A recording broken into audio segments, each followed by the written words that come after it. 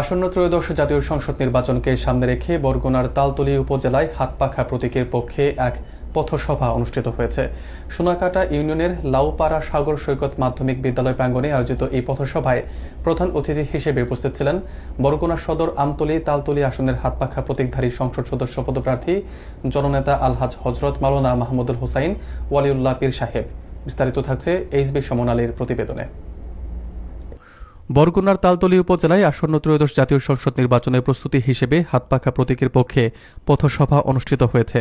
শুক্রবার বিকেলে সোনাকাটা ইউনিয়নের লাউপাড়া সাগর সৈকত মাধ্যমিক বিদ্যালয় প্রাঙ্গণে আয়োজিত সভায় প্রধান অতিথি হিসেবে উপস্থিত ছিলেন বরগুনা সদর আমতলী তালতলী আসনের হাতপাখা প্রতীকধারী সংসদ সদস্য পদপ্রার্থী আলহাজ হজরত মাওলানা মাহমুদুল হোসাইন ওয়ালিউল্লাহ পীর সাহেব।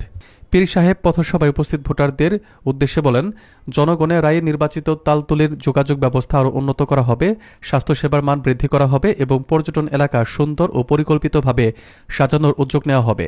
তিনি ভোটারদের আহ্বান জানান নির্বাচনে সক্রিয়ভাবে অংশ নিয়ে হাতপাখা প্রতীকের পক্ষে কাজ করতে। পথসভায় বিশেষ অতিথি হিসেবে বক্তব্য রাখেন মাওলানা সাইফুল ইসলাম সহসভাপতি, ইসলামী যুব আন্দোলন বাংলাদেশ বরগুনা জেলা শাখা মাওলানা আফজাল হোসাইন ও মাওলানা শাহাদত মাতব্বর, ইসলামী আন্দোলন বাংলাদেশ তালতলী উপজেলা শাখার সভাপতি ও সহসভাপতি।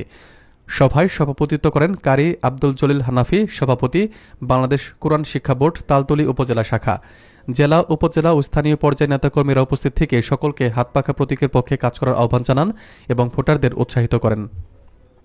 আলহামদুলিল্লাহ, বরগুনা আমতলী তালতলী জনগণ আমার ভোট দেবে কেন আপনি প্রথম প্রশ্ন করছেন।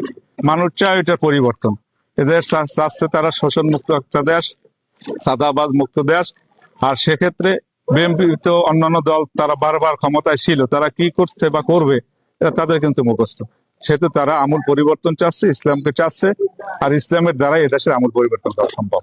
তালতলী আসলে এটা দৃষ্টিনন্দন একটা এলাকা। জায়গায় যদি কিছু কাজ কাম করা যায় তাহলে আমি মনে করি বাংলাদেশে যদি হাতে গোনা 2-3টি দৃষ্টিনন্দন জায়গা থাকে তালতলী সেটা হবে ইনশাল্লাহ।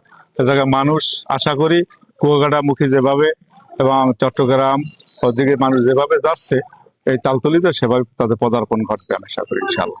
এক্ষেত্রে যা করণীয় আমি ইনশাল্লাহ সব করবো।